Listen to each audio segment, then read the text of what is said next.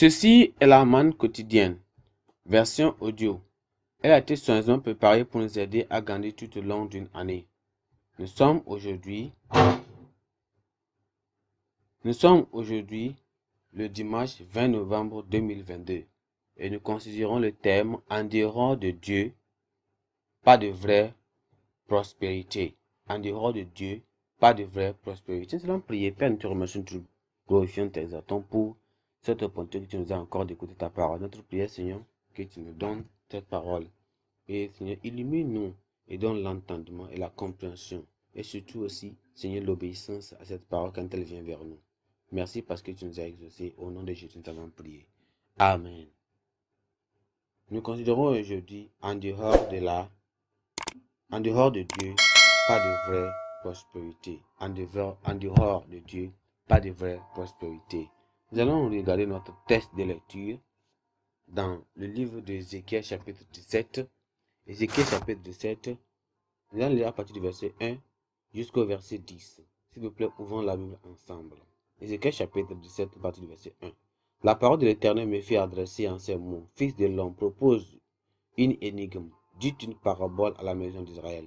Tu dirais ainsi par le Seigneur l'Éternel, un grand aigle, aux longues aigles, aux ailes déployées, couverts de plumes de toutes couleurs, vint sur le Liban et enleva le cime d'un cèdre, l'arracha le plus élevé de ses rameaux, l'emporta dans un pays de commerce et le déposa dans une ville de marchands.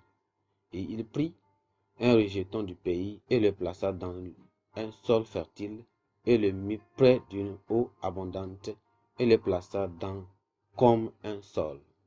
Ce rejeton poussa et devint un cep de vigne, entendu, mais de plus en élévation. Ses rameaux étaient tournés vers l'aile et sa racine était sous lui et devint le cep de vigne, donnant des jets et produisit des branches.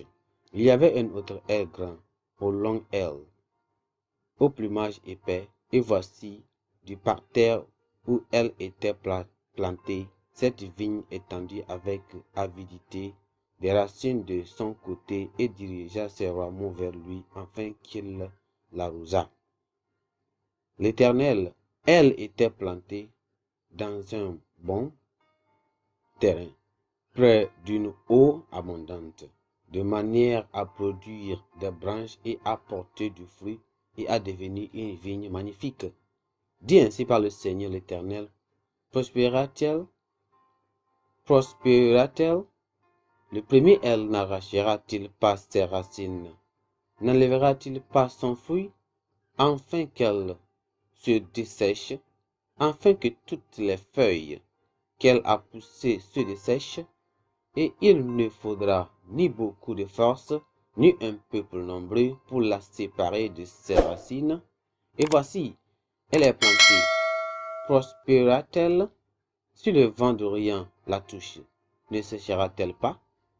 Elle séchera sur le parterre où elle a poussé. Le verset 9 dit, qui est le verset clé dit, il dit, ainsi parle le Seigneur, l'Éternel. Prospérera-t-elle? Le premier aigle n'arrachera-t-il pas ses racines? N'enlèvera-t-il pas son fruit, afin qu'elle se dessèche, afin que toutes les feuilles qu'elle a poussées se dessèchent? Et il ne faudra ni beaucoup de force, ni un peuple nombreux pour la séparer de ses racines. Souvenez-vous que nous parlons de en dehors de Dieu, pas de vraie prospérité. Allons dans le message. Un prédicateur a dit un jour, il y a quelque temps, nous avons remarqué qu'un arbre planté à l'extrémité ensoleillée d'une maison avait de grandes et de belles fleurs et fruits.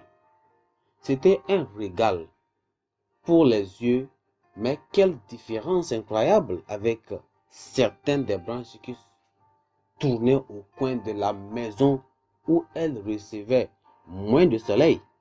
Leurs fleurs tombaient et il y avait peu de promesses de fruits. Elles avaient la même racine et la même tige. en commun.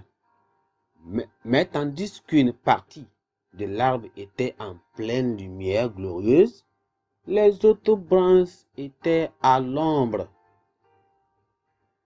Dans notre test d'aujourd'hui, Dieu a envoyé à Ézéchiel pour proposer une énigme à Israël après qu'il ait déshonoré leur serment en rompant son alliance dans le chapitre précédent, c'est-à-dire dans le chapitre 16 d'Ézéchiel, le verset 59. Israël, en tant que nation, avait bénéficié des bienfaits de la grâce de Dieu au long de son histoire. Ils avaient été apportés de l'Égypte comme une vigne tendre pour être plantés dans le pays où coule le lait et le miel. Ils avaient été nourris et protégés par Dieu jusqu'à ce qu'ils prennent racine et remplissent tout le pays. Leur ombre couvrait les collines et leurs branches ressemblaient à de beaux cèdres. Alors, Israël s'était étendu jusqu'à la mer et ses branches s'étendaient jusqu'au fleuve. Mais à cause de l'idolâtrie et de leur désobéissance, la racine avait été arrachée. Non, la parabole illustrait la trahison d'Israël qui avait rompu l'alliance avec le Seigneur en tombant dans l'idolâtrie. Beaucoup de gens restent cyniques vis-à-vis de l'amour de Dieu pour eux.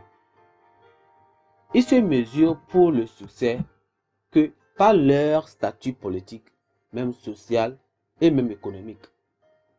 S'ils rencontrent des problèmes, ils concluent immédiatement que Dieu ne les aime pas et cherchent des solutions ailleurs. Ils oublient son alliance et ses promesses pour eux.